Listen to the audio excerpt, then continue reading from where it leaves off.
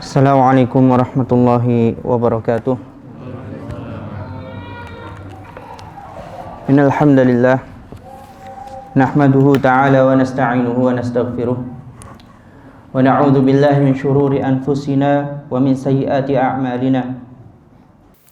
Man yahdihillahu fala mudilla lahu wa man yudlil fala hadiya lahu. Asyhadu an la ilaha illallah wahdahu la syarika lahu wa asyhadu anna Muhammadan abduhu wa rasuluh. Ya ayyuhalladzina amanu taqullaha haqqa tuqatih wa la tamutunna illa wa antum muslimun. Ya ayyuhan nasu taqu rabbakumul ladzi khalaqakum min nafsin wahidah wa khalaqa minha zawjaha wa batha minhuma rijalan katsiran wa nisaa'a wattaqullaha alladzi tasaaluna bihi wal arham innallaha kana 'alaikum raqiba. Ya ayyuhalladzina amanu taqullaha wa qulu qawlan sadida yuslih lakum a'malakum wa yaghfir lakum dhunubakum wa man yuti'illaha wa rasulahu faqad faza fawzan 'azima. Fa inna asdaqal hadithi kitabullah wa khairal hadyi hadyu Muhammadin sallallahu alaihi wasallam wa syarral umuri muhdatsatuha fa inna kulla muhdatsatin bid'ah wa kulla bid'atin dhalalah wa kulla dhalalatin finnar. Jamaah salat maghrib yang dirahmati Allah subhanahu wa ta'ala, marilah kita senantiasa bersyukur kepada Allah subhanahu wa ta'ala. Semoga dengan kita bersyukur kepada Allah subhanahu wa ta'ala, Allah subhanahu wa ta'ala menambahkan kenikmatan yang Allah subhanahu wa ta'ala berikan kepada kita. Kemudian salawat dan salam semoga tercurah kepada junjungan kita Nabi Muhammad sallallahu alaihi wasallam, para sahabat, tabi'in, tabi'un tabi'in, dan orang yang mengikuti jalannya hingga yaumiddin. Jamaah yang dirahmati Allah subhanahu wa ta'ala, ya, kita telah lalu membahas tentang salat, ya, dalam hadis Jibril, fa akhbirni 'anil Islam qala an tu'mina billahi fa akhbirni 'anil Islam qala an tashhadu an la ilaha illallah wa anna Muhammadar Rasulullah wa iqamis shalah. Kita belum selesai membahas tentang salat. Kemarin kita sudah membahas tentang kapan waktu salat, ya. Waktu subuh kapan waktunya? Dari mulai fajar shadiq sampai matahari terbit. Kemudian waktu zuhur ketika zawal, matahari tergelincir sampai waktu asar, ya. Sampai ila dhilli kulli syai'in mislahu ba'da dhilli, sampai bayangan, ya, panjang bayangan sama dengan benda tersebut ditambah dengan bayangan yang ada ketika sebelum tergelincir.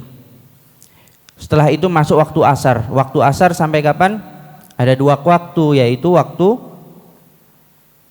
jawas, ya, atau khiyar, dan waktu darurah, ya. Waktu khiyar itu sampai matahari menguning, dan waktu darurah sampai matahari tenggelam. Nah, kemudian waktu maghrib kapan? Ketika matahari tenggelam sampai hilangnya warna merah di langit, syafaqil ahmar. Ini dalam madhab Hanabilah. Kalau Syafi'iyah tahu waktunya kapan? Waktu maghrib satu waktu saja, hanya satu waktu. Kapan? Yaitu ketika seseorang waktunya adalah mulai matahari tenggelam sampai ketika matahari tenggelam, waktunya sampai 5 rakaat ditambah azan dan iqamah, berwudu dan satrul aurah. Itu waktunya sangat pendek dalam mazhab Syafi'iyah. Makanya, ya, waktu maghrib bersegera. Kalau saya di sana di Saudi, waktu maghrib itu jarak antara azan dan iqamah paling pendek, biasanya cuma 5 menit. Berbeda dengan waktu-waktu yang lain, karena memang waktunya pendek, seperti itu. Kemudian waktu isya dari mulai gelap, ya, hilangnya syafaqul ahmar sampai pertengahan malam. Nah, kita lanjutkan. Kemarin kita juga menyinggung waktu darurah, menjelaskan tentang kapan itu waktu darurah, yaitu misalnya seseorang haid kemudian suci di waktu darurah, maka dia mengqadha atau dia sholat zuhur dan sholat asar. Nah, begitulah sholatnya harus zuhur dulu baru asar. Begitu pula kalau kita misalnya safar, ya misalnya kita safar niatnya jamak takhir, sampai rumah baru kita akan sholat maghrib misalnya. Kemudian kita dapati imamnya sudah sholat isya. Apa yang kita lakukan? Yang kita lakukan, kalau misalnya kita kok datangnya telat, itu tidak masalah karena jumlah rakaatnya sama ya. Misalnya kita masuk pada rakaat kedua, nanti jumlah rakaatnya sama. Tapi bagaimana kalau misalnya ketika kita datang ke masjid, imam baru mulai sholat isya, kita melakukan sholat maghrib dulu ya. Kita melakukan sholat maghrib dulu. Kenapa? Karena urutan sholat itu seperti itu, maghrib dulu baru isya. Kemudian kita ikut takbir bersama imam misalnya, atau ketika rakaat pertama kita masuk. Kemudian ketika rakaat ketiga, imamnya kan berdiri lagi, masuk ke rakaat keempat. Kita tidak boleh mengikuti imam karena kita sholat maghrib. Jadi ketika itu kita duduk. Ketika kita duduk, boleh melakukan langsung salam, maksudnya tasyahud, kemudian salam, atau menunggu sampai imamnya selesai baru imamnya salam ikut salam. Tapi kalau misalnya kita ingin sholat, menyusul sholat isya-nya biar kita mendapatkan jamaah juga, ya kita tahiyah, kemudian salam, kemudian berdiri lagi mengikuti imam. Jadi seperti itu. Afan.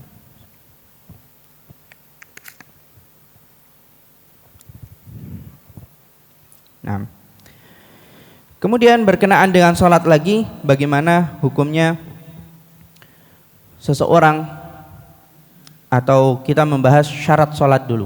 Syarat sholat ada berapa? Ada yang tahu? Syarat sholat ada 9. Apa saja? Ayo. Syaratnya, pertama Muslim. Ya betul. Terus balik atau tamyiz. Di sini ada syarat wajib sama sahnya. Kalau sahnya tamyiz sudah cukup. Seorang sah sholatnya ketika dia mumayyiz. Tapi wajibnya kapan? Ketika seseorang balik. 2 balik. Ketiga masuk waktu. Kemudian berakal. Ya. Kalau orang gila wajib sholat enggak? Tidak. Sholat pun tidak diterima. Nah. Kemudian menghadap ke kiblat. Kemudian ya suci dari hadas besar dan hadas kecil. Kemudian bersih, ya bersih dari najis atau menghilangkan najis yang ada, baik itu di baju maupun di tempat yang akan untuk sholat. Kemudian menutup aurat. Kemudian niat, ya niat seperti itu. Nah, itulah syarat sholat. Tentang bersuci ini ya boleh ya dengan wudu. Kalau dalam keadaan darurat kita boleh dengan tayammum. Itulah kekhususan, termasuk kekhususan yang Allah Subhanahu wa taala berikan kepada umat Islam. Wa ju'ilat liyal ardu masjidan wa tahura, dan dijadikan bumi ini sebagai masjid dan alat untuk bersuci. Nah, itu sebuah kekhususan umat Rasulullah sallallahu alaihi wasallam. Dalam masalah bersuci ini atau berwudu, ada di sana rukhsah, yaitu mengusap jawrab, mengusap khuf. Waktunya berapa hari? Kalau mukim berapa hari? 1 hari. Kalau musafir 3 hari. Cara menghitungnya bagaimana? Ketika memakai itu dihitung, mulai dihitung. Tidak. Dihitungnya ketika nanti sudah berhadas dan akan melakukan sholat. Syarat-syaratnya boleh mengamalkan ini ya, mengusap khuf adalah pertama memakainya dalam keadaan suci. Kemudian hadasnya hadas asghar. Kalau hadas akbar harus dilepas. Kemudian waktunya ditentukan, tidak boleh melebihi waktu tersebut. Kalau mukim ya tidak boleh melebihi satu hari satu malam. Kalau musafir tidak boleh melebihi 3 hari 3 malam. Nah, dan ini termasuk keringan yang Allah Subhanahu wa taala berikan kepada kita. Kalau kita dalam keadaan musafir susah untuk melepasnya, atau mungkin dalam keadaan dingin, boleh kita melakukan sunnah ini ya, melakukan sunnah ini. Kemudian masih berkaitan dengan sholat, tentang rukunnya, tadi lupa bahas syaratnya, kemudian rukunnya. Apa itu rukunnya? Takbiratul ihram, sahih. Terus Al-Fatihah. Terus ruku'. Terus habis ruku' masa langsung sujud? I'tidal. Habis i'tidal sujud, kemudian duduk di antara dua sujud, kemudian tasyahud, as-shalah ya, membaca sholawat, kemudian salam. Kemudian tambah lagi apa? Tumakninah dan tertib. Nah, insyaallah itu adalah rukun salat. Kalau wajibnya,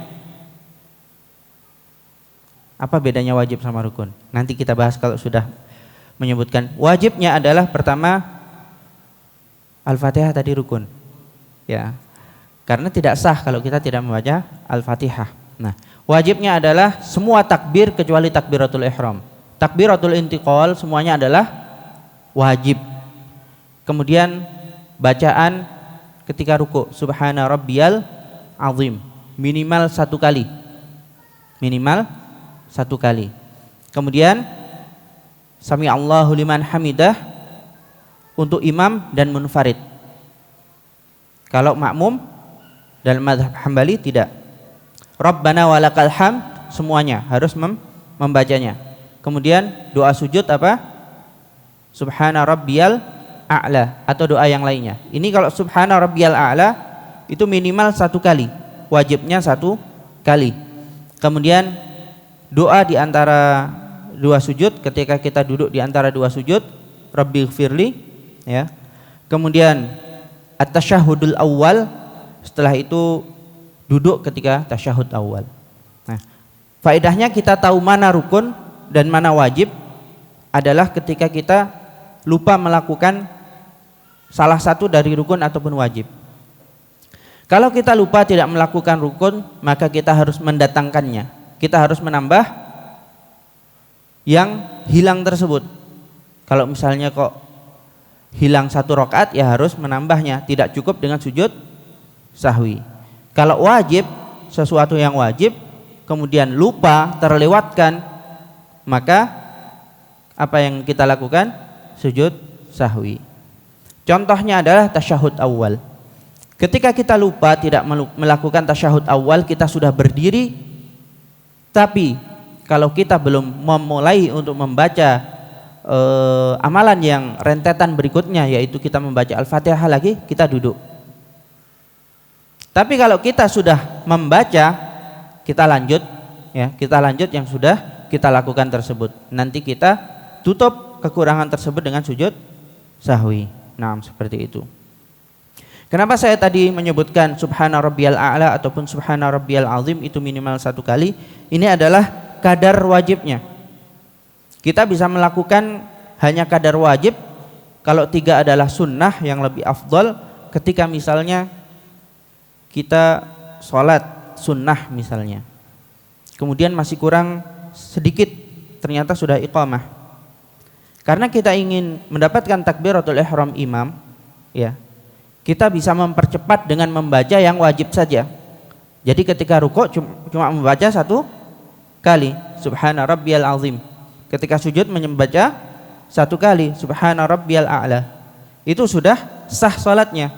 Dan kita juga mendapatkan takbiratul ihramnya imam, seperti itu. Kemudian ya, ketika seseorang lupa sholat atau jumlah rakaatnya, apa yang kita lakukan? Bana alal yakin. Kalau kita lupa antara 3 sama 4, kita yakin berapa? 3 ya. Berarti kita menghitung sholat kita adalah 3, kemudian menambah 1, kemudian setelah itu sujud sahwi. Kecuali jika seseorang imam, walaupun dia ketika ragu 3 atau 4, kemudian dia menambah 1 ya, kemudian sama makmumnya ditegur subhanallah, walaupun dia sudah membaca rukun yang berikutnya, membaca Al-Fatihah, dia melanjutkan atau duduk? Melanjutkan? Tidak, duduk. Karena apa? Menambah rakaat bisa membatalkan sholat, terutama makmumnya tidak boleh mengikuti imamnya. Dan imam harusnya sesuai dengan yang mengikuti yang belakang, walaupun dia ragu, karena ragunya sudah terkalahkan dengan ghalib ya, dengan prasangka yang lebih kuat karena makmumnya lebih banyak dan mengatakan subhanallah, maka dia duduk ya, karena dia tidak boleh menambah ya, nanti bisa batal sholatnya. Nah, kita malah bicara masalah sholat panjang. Nah, nggak apa-apa ya. Kemudian bagaimana hukumnya ketika seseorang meninggalkan sholat? Ya, para ulama mengatakan orang yang meninggalkan sholat itu kafir. Itu pendapat yang pertama. Ya, kafir bagi orang yang meninggalkan sholat. Dan ini ulama berselisih apakah yang dikafirkan itu yang benar-benar meninggalkan sama sekali atau yang kadang sholat, yang kadang tidak. Wallahu alam ya. Adapun yang paling meyakinkan ya, maksudnya kalau orang yang meninggalkan sholat sama sekali, maka dia hukumnya adalah kafir walaupun di KTP-nya Islam. Dan dengan seperti itu ada rentetan di belakang itu. Ketika seseorang dihukumi kafir karena dia meninggalkan sholat, sama sekali tidak pernah sholat, maka yang pertama kali dilakukan kalau pemerintahnya mendirikan hukum Islam, yaitu memerintahkan orang tersebut melakukan sholat. Kalau tidak mau diapakan? Ya, 3 hari setelah itu atau didakwahi untuk sholat. Kalau tidak mau, tetap tidak mau, dihilangkan ya, dipenggal seperti itu di dunia. Kemudian perkara yang lain yang masih berkaitan dengan sholat ya, kalau yang meninggalkan sholat hilang perwaliannya kepada anaknya, jadi dia tidak bisa menjadi wali. Misalnya dia memiliki anak perempuan, tidak sah perwaliannya. Terus solusinya bagaimana? Jika seseorang wanita orang tuanya sama sekali tidak sholat ya, bisa melalui saudaranya atau melalui pamannya atau wali hakim seperti itu. Dan ketika orang tersebut tidak sholat dan melamar anak perempuan, harus ditolak. Walaupun dia gajinya 1 bulan banyak ya, tapi kalau tidak sholat harus ditolak. Ya, harus ditolak. Kemudian bagaimana ketika seseorang ketika menikah ini masih sholat, tapi setelah menikah, beberapa waktu setelah menikah dia meninggalkan sholat sama sekali, maka ketika itu terjadilah fashun nikah ya. Fashun nikah apa itu? Pernikahannya fasakh, batal, atau terjadi perceraian ketika itu. Selama masih iddah ternyata orang tersebut kembali sholat, maka dia tetap istrinya. Tapi kalau sudah keluar dari iddah, maka ada yang mengatakan harus dengan akad baru, ada yang mengatakan tidak dengan akad yang baru. Kemudian masih ada rentetan lagi tentang hukum waris mawaris. Ketika seseorang meninggalkan sholat sama sekali, dia dihukumi apa? Murtad. Ketika seperti itu, dia tidak bisa mendapatkan waris dan tidak dapat mewariskan. Itu. Ini di dunia masih ada satu lagi, yaitu ketika dia meninggal, dia tidak dimandikan dengan cara kaum muslimin, tidak dikafani, tidak dikuburkan di kuburan kaum muslimin, dan tidak disolatkan. Itu bagi orang yang meninggalkan sholat. Ketika seseorang ya benar-benar meninggalkan sholat, kemudian dia meninggal, tetangganya ditanya sama orang sekitar, misalnya dia sholat enggak, dia berbohong, maka dia telah ghasyal muslimin, dia telah berbuat curang kepada kaum muslimin ya. Karena ketika misalnya dia sholat padahal tahu dia sama sekali tidak sholat, dia telah berbuat curang kepada kaum muslimin. Tidak boleh ya, tidak boleh. Itu di dunia. Adapun di akhirat ya, dia akan mendapatkan azab yang terus menerus, kemudian dibangkitkan pada hari kiamat bersama Fir'aun, Haman, dan Qarun. Kemudian dia masuk ke neraka kekal abadi. Nah, wal-iyadzu billah. Nah, kita lanjutkan kepada rukun Islam yang berikutnya, yaitu tentang zakah. Zakah artinya dalam bahasa banyak, ada yang mengatakan maknanya tathhir ya, mensucikan. Makanya khudz min amwalihim shadaqatan tutahhiruhum wa tuzakkihim biha, ambillah dari harta mereka sedekah, yaitu zakatnya, tutahhiruhum wa tuzakkihim biha, dengan itu akan membersihkan mereka. Sama artinya zakka, yuzakki juga membersihkannya. Adapun ta'rifnya atau definisinya adalah huwa haqqun wajibun fi malin makhsus li ta'ifatin makhsusah fi waqtin makhsus, yaitu sebuah hak yang wajib dikeluarkan dari harta yang khusus untuk orang yang sudah ditentukan atau golongan yang sudah ditentukan pada waktu yang telah ditentukan. Karena zakat ini tidak semua harta dizakati ya, zakat itu wajib pada 5 perkara. Apa itu? Al-mawashi, yaitu binatang ternak. Kemudian al-athman, al-athman itu seperti az-zahab wal fiddah wal warik, emas, perak, dan uang, yaitu alat tukar. Kemudian zuru', yaitu hasil kebun. Kemudian buah-buahan, buah-buahan ini kurma dan anggur. Kalau selain itu tidak ya, selain itu tidak. Adapun zuru' adalah ada syarat-syaratnya. Zuru' ya sama, ini adalah sesuatu yang ditanam, tapi ada syaratnya. Selain ditanam, dia adalah an yakuna muqtat, yaitu makanan pokok, muddakharan, yang bisa ditimbun, bisa disimpan. Kemudian khamsatu ausuk ya, bila qashrin, tanpa qishrin, 5 wasak tanpa kulitnya.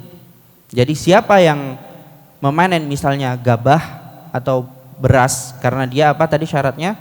Muqtat, dia adalah makanan pokok, atau jagung ya, bagi yang makanan pokok. Dan khamsatu ausuk, batasannya itu 5 wasak. 1 wasak itu 60 sok ya, 60 sok. Kalau 1 soknya biasanya berapa kalau zakat? 2,5 ya. Tapi biasanya mikdar yang pas biasanya 2,4 ya. Nah, ini pengaruh, makanya ada pengaruhnya. Ketika kita mengatakan zakat itu 2,5 kilo ya, zakat fitrah 1 sok 2,5 kilo, berpengaruh ketika kita mengeluarkan zakat hasil panenan bumi, misalnya ini beras ya, jadinya bertambah ya, jadinya bertambah. Makanya ada yang mengatakan kalau kita ingin mengeluarkan zakat, kita ambil yang paling sedikit. Biar apa? Biar jumlah batasannya itu lebih sedikit. Tapi kalau kita mengeluarkan, mengambil yang paling banyak biar lebih selamat. Kalau kita mengambil 2,4 berarti 5 wasak. Kalau satu wasaknya 60 sok, berarti kan 300 sok. 300 sok kali 2,4 berapa? 720 kilo ya. Kalau seseorang panen ya, panen padi atau jagung atau makanan pokok ya, itu sejumlah itu 720 kilo, maka dia wajib mengeluarkan zakatnya. Nah, kemudian kalau kurma dan anggur ya tidak, kita sama 5 wasak juga, tapi kita tidak perlu membahasnya karena kita nggak nanam kurma di sini ya. Ada nggak yang nanam kurma sini? Insyaallah. Kemudian mungkin yang perlu kita bahas juga yang lebih detail ya, ini cuma ada 3 atau 2, yaitu asman, masalah emas, perak dan uang, kemudian harta niaga atau harta jual beli. Adapun ternak itu batasannya, ternak ini hanya unta, sapi dan kambing. Unta wajib zakat ketika berapa? Memiliki 5 unta. Ada yang melihara unta di sini? Insyaallah. Kemudian sapi. Kalau sapi berapa? 30. Masya Allah, orang kaya melihara sapi 30. Kemudian kalau kambing berapa? 40. Itu baru wajib zakat. Itu pun masih ada syarat yang lain. Dia harus digembala. Kalau tidak digembala berbeda, tidak wajib zakat kecuali dia nanti ketika dijual menjadi wajib zakat pada uang atau dia sesuatu yang diperjualbelikan. Adapun batasan karena jumlah, insya Allah kalau di Indonesia ini sangat jarang, karena rata-rata sapi pun dicarikan makan, diberikan minum, dia dikandangin. Nah, kita bahas masalah emas perak. Adapun uang nanti mengikuti. Kalau emas kadarnya adalah 85 gram. 85 gram. Kalau perak adalah 595 gram. 85 gram 24 karat. 24 karat. Kalau kurang dari itu berarti jumlah nisabnya lebih tinggi lagi. Misalnya yang 22 karat, berarti jumlah nisabnya adalah 92,7. Seperti itu. Kalau 21 karat berarti 97,1 gram baru masuk ke nisab. Setelah itu masih ditunggu 1 tahun baru dikeluarkan 2,5%. Kalau 18 gram berarti 100 ya, 113,3. Seperti itu. Tidak sama. Jadi tidak semua emas, pokoknya emas punya berapa gram, maka kalau sudah 85 gram baru harus itu sudah mencapai nisab, bukan. Tapi juga dilihat karatnya. Seperti itu. Nah, dalam masalah emas ini juga kalau untuk perhiasan tidak dikeluarkan zakatnya. Tapi kalau niatnya beli kemudian memang untuk dijual lagi, maka itu terhitung ya. Kalau mencapai nisab dan sampai 1 tahun yaitu haul, maka harus dikeluarkan zakatnya 2,5%. Nah, kemudian adapun uang ya, para ulama berselisih. Mana sih nisabnya? Nisabnya apakah mengikuti kepada perak atau mengikuti kepada emas? Syafi'iyah berpendapat mengikuti emas. Kenapa? Karena asalnya seorang anak Adam itu bari'udz zimmah, ya, terlepas dari tanggungan sampai ada hadnya, sampai pada batasan tertentu. Nah, batasan tertentu tersebut adalah emas. Berbeda dengan Hanabilah, karena melihat hikmah dari disyariatkannya zakat adalah apa? untuk salah satunya adalah muwasah lil fuqara, untuk memberikan keringanan, membantu kepada orang-orang fakir, sehingga mereka melihat mana yang lebih rendah. Kok dilihat yang lebih rendah adalah perak, berarti yang dipakai adalah perak. Sekarang harga perak berapa? Berapa? 11.000. Ya 11.000 kali 595, ya. Berarti masih berapa? 6 jutaan ya. Sekitar 6 juta sudah wajib bagi Hanabilah, karena alasannya adalah untuk memberikan kemudahan, membantu orang fakir dan miskin, seperti itu. Karena hikmah dari zakat ini adalah apa? Tutahhiruhum, untuk mensucikan mereka, baik itu orang yang fakir, orang yang memerlukan, ataupun orang yang memiliki harta tersebut. Orang yang memiliki harta tersebut dia dibersihkan dari bakhil. Sedangkan orang yang kekurangan, yang berhak mendapatkan zakat, dibersihkan dari hasad. Ya, karena melihat sesuatu yang besar dan dia membutuhkan, kalau dia sudah mendapatkan dari bagian harta tersebut, insya Allah hasad tersebut akan hilang. Sehingga ada ta'awun di antara kaum muslimin, seperti itu.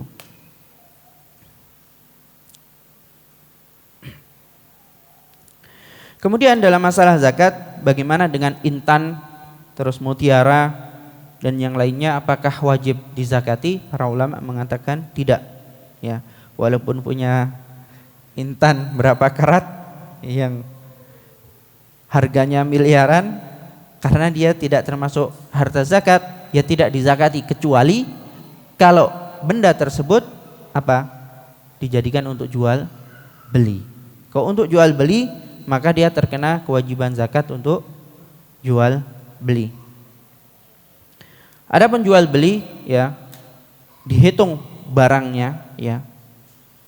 Tapi untuk alat-alatnya tidak dihitung, misalnya etalasenya, kemudian kulkasnya, kalau ada kulkasnya tidak dihitung, ya, tidak dihitung dan dikeluarkan zakat, tidak. Tapi benar-benar barang yang dijualnya, ini dijumlah, kemudian nanti dikeluarkan zakatnya. Nah, seperti itu ketika sudah sampai 1 tahun. Ketika sudah sampai 1 tahun.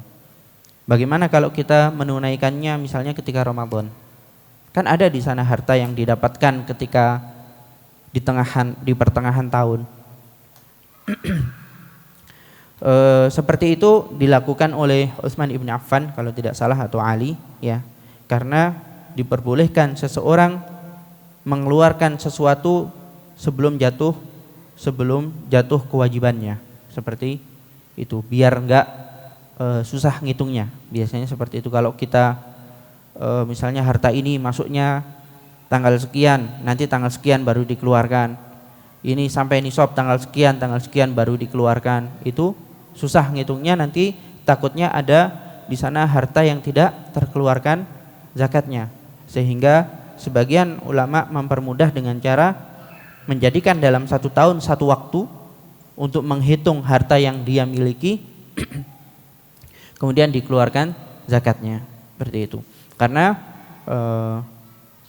ketika seseorang memiliki misalnya uang dan emas, kemudian digabungkan itu mencapai nisab, maka dia dihitung ketika itu mulai mencapai nisab dan 1 tahun dikeluarkan. Begitu pula dengan keuntungan yang dia dapatkan selama 1 tahun tersebut, dihitung, nanti dikeluarkan zakatnya ketika jatuh tempo 1 tahun, seperti itu. Itu masalah zakat. Kemudian masalah puasa, ya, puasa pada bulan Ramadan kita tahu, ya, yaitu bulan Ramadan ini setelah bulan apa? Setelah bulan apa Ramadan? Apa? Rajab? Rabiul Awal? Sya'ban. Naam. Insyaallah. Ya, setelah bulan Sya'ban, yaitu Ramadan. Kita berpuasa antara berapa? 30 hari dan 29, saya kira mau bilang 31. Nah, antara 29 hari ataupun 30 hari. Makanya disebutkan ayyaman ma'dudat. Ya, hanya beberapa hari saja. Dan kenapa dinamakan Ramadan? Di sini ada ulama mengatakan dikatakan Ramadan karena dari kata-kata romdo.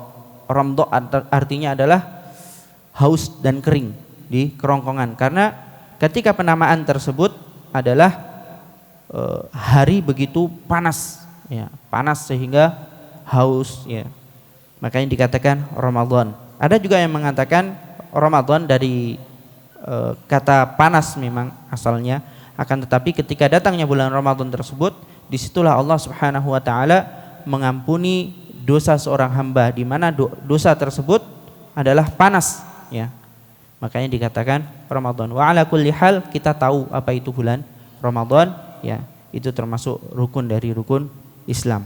Kemudian haji.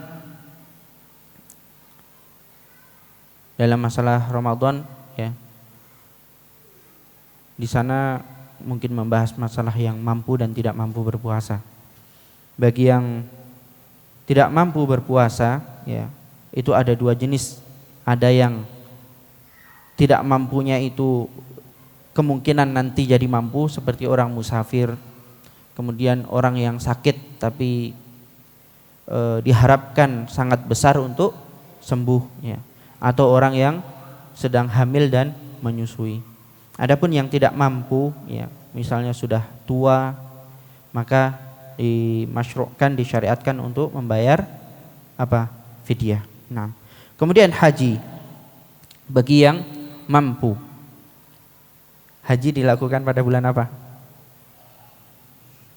Bulan haji itu Dzulhijjah. Nah, bagi siapa yang mampu untuk berhaji, maka wajib baginya untuk haji. Kemampuan ini mencakup dua, yaitu kemampuan badan dan kemampuan harta. Bagi yang tidak memiliki kemampuan harta, maka tidak wajib baginya haji. Tidak wajib meminta orang untuk menggantikannya. Tapi bagi siapa yang tidak mampu badan tapi mampu harta, wajib baginya untuk membadalkan, ya, untuk menggantikan, meminta orang untuk menggantikan hajinya. Bahkan dalam beberapa mazhab, ya, termasuk sebelum membagi waris, ya, sebelum membagi waris itu kalau hartanya itu cukup untuk menghajikan orang yang meninggal tersebut dan dia belum haji Islam, apa? Sebagian hartanya harus untuk menghajikan orang tersebut haji Islam sebelum dibagi warisnya. Ini pentingnya karena itu adalah rukun Islam. Ya. Dalilnya adalah ketika seorang datang kepada Rasulullah sallallahu alaihi wasallam faqalat inna abi atrakathu faridatallah. Sesungguhnya ayahku telah wajib kepadanya faridatullah, yaitu hal yang telah Allah Subhanahu wa taala wajibkan. Syaikhan la yathbutu 'ala rahilah, akan tetapi dia sudah tua yang tidak mungkin, dia tidak bisa menaikin tunggangan. Afa ahujju anhu, apakah aku boleh menghajikannya ya Rasulullah? Qala na'am. Rasulullah sallallahu alaihi wasallam bersabda iya. Fa aqarahan Nabi sallallahu alaihi wasallam. Rasulullah sallallahu alaihi wasallam menyetujui, ya, pertanyaan wanita tersebut, ya, menyetujui pertanyaan wanita tersebut sehingga dia menghajikan bapaknya. Begitu pula ada hadis yang lain, hadis Syubrumah. Dalam hadis Syubrumah juga tentang seseorang menghajikan orang lain. An Syubrumah, namanya Syubrumah, dan Rasulullah sallallahu alaihi wasallam juga mengikrarkan atau mensetujuinya, berarti itu memang disyariatkan seperti itu, ya. Bagi siapa yang mampu maka wajib melakukan haji. Nah,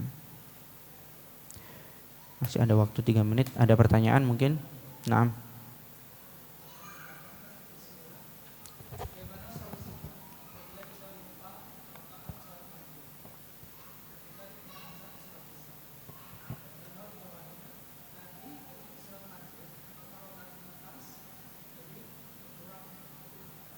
maksudnya?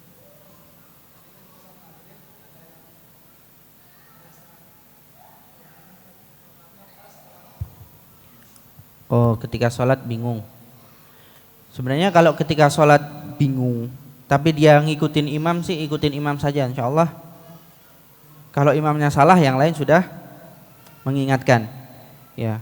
Tapi kalau dia lupa dalam keadaan sendiri, ya, lupa dalam keadaan sendiri, nah itu baru seseorang membangunnya di atas yang diyakini. Kalau antara ini 2 atau 3, maka dia menghitung berarti 2. Dia kalau sholat maghrib tinggal nambah 1. Kalau 1 atau 2, maka dia menghitungnya berapa? 1. Karena yang yakin yang sedikit, ya. Yang yakin itu adalah yang sedikit, seperti itu. Yang jadi masalah adalah ketika seseorang sholat sendirian atau menjadi imam. Kalau menjadi imam pun alhamdulillah yang belakang ada yang mengingatkan. Ya seperti itu, wallahu alam. Kalau dia sholat di belakang imam kemudian ragu, hilangkan waswasahnya, ta'awud. Kadang itu wiswasah dari syaitan. Beberapa orang ada yang sholat itu datang terus wiswasah, ya, datang terus was-was. Aku ini sholat sudah berapa kali ya? Ini rakaat keberapa ya? Kalau itu diturutin nanti akan apa? Terus dipermainkan oleh syaitan. Dia harus yakin, ya, yakin saya sudah melakukan rakaat sekian. Dihilangkan wiswasah tersebut. Apalagi kalau sering, ya. Kalau sering misalnya ketika setiap melakukan sholat aku sudah rakaat berapa? Melakukan sholat aku sudah rakaat berapa? Padahal dia sudah berusaha untuk sekhusyuk mungkin. Kok masih ragu, ya. Itu hilangkan keraguannya. Bismillah, saya yakin sekian, ambil. Seperti itu. Takutnya nanti dipermainkan syaitan. Itu namanya penyakit waswasah. Ada juga di antara orang ada yang waswasah ketika wudu. Ketika wudu, aku sudah wudu belum ya? Ke kamar mandi. Baru keluar dari kamar mandi, aku sudah wudu belum ya? Lagi seperti itu. Semakin lama dia semakin banyak keraguannya, semakin dipermainkan oleh syaitan. Ketika seorang wudu kemudian lihat basah, udah yakin saya sudah wudu. Seperti itu. Allah alam.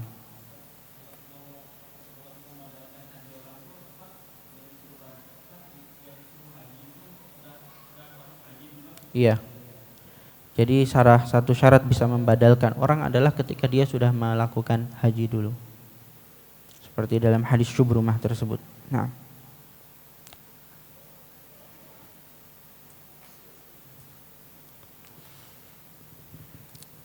Kalau nggak ada pertanyaan lagi ya, insyaallah pada pertemuan berikutnya kita akan membahas rukun iman insyaallah. Rukun iman yang 6. Rukun Islam sudah kita bahas. Walaupun sebagian hanya lewat saja, ya. Insyaallah dalam bab-bab yang lain kita bisa membahas masalah rukun Islam tersebut. Nah, insyaallah. Kalau untuk hukum salat, hukum zakat, hukum puasa nanti bisa dalam pembahasan fikih insyaallah. Nah, kalau sudah kita tutup dengan doa kafaratul majlis. Subhanakallahumma wa bihamdika asyhadu an la ilaha illa anta astaghfiruka wa atubu ilaik. Assalamualaikum warahmatullahi wabarakatuh.